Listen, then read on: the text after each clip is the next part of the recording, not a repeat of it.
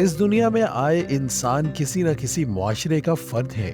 اللہ تعالیٰ نے حضرت آدم علیہ السلام اور اماں حوا کو ایک دوسرے کے لیے جوڑا بنا کر دنیا میں بھیجا، کیونکہ انسان کے جبلت میں شامل ہے کہ وہ تنہا نہیں رہ سکتا، اس کو کسی نہ کسی کا ساتھ درکار ہوتا ہے۔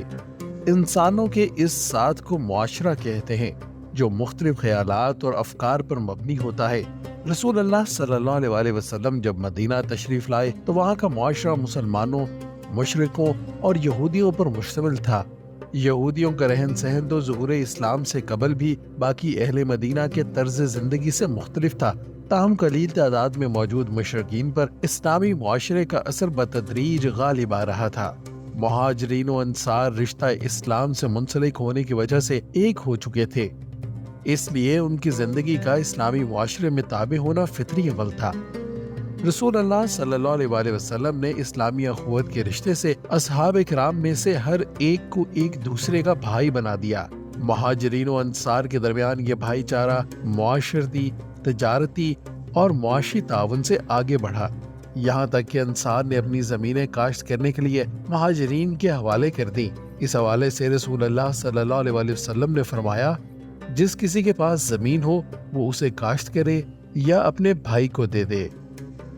مدینہ میں ایک گروہ ایسا بھی تھا جو عرب کے مختلف علاقوں سے یہاں آ کر مسلمان ہوا، اور ان کا شمار مہاجرین و انصار میں نہیں ہوتا تھا۔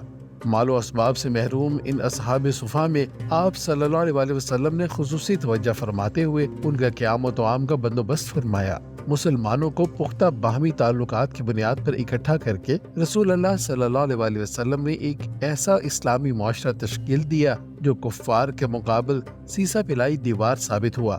اس معاشرے کی تشکیل سے آپ صلی اللہ علیہ وسلم کو اطمینان حاصل ہوا۔ یہودیوں کی الگ شناخت کے باعث ان کے ساتھ تعلقات کی نوعیت طے کرنے کے لیے آپ صلی اللہ علیہ وسلم نے مسلمانان مدینہ کی رائے سے ایک تحریری معاہدہ کیا، جس کی روح سے وہ تمام یہودی جو اسلامی ریاست کا حصہ بننا چاہیں تو ان کے حفاظت اور حقوق مسلمانوں کے برابر اور حیثیت ذمہ کی ہوگی۔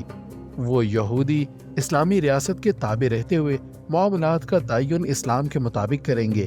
یہودی قبائل نے معاہدے کی تمام شرائط تسلیم کرتے ہوئے اس پر دستخط کر دیے۔ اس معاہدے کے ساتھ رسول اللہ صلی اللہ علیہ وسلم نے اسلامی ریاست کے تمام شہریوں اور یہودی قبائل کے ساتھ تعلقات کو حتمی شکل دے دی، جس کی اساس اسلامی حکومت تھی۔ اب آپ صلی اللہ علیہ وسلم نے دعوت حق کی راہ میں حائل مادی رکاوٹوں کو جہاد فی سبیل اللہ کے ذریعے زائل کرنے پر توجہ مرکوز کر لی۔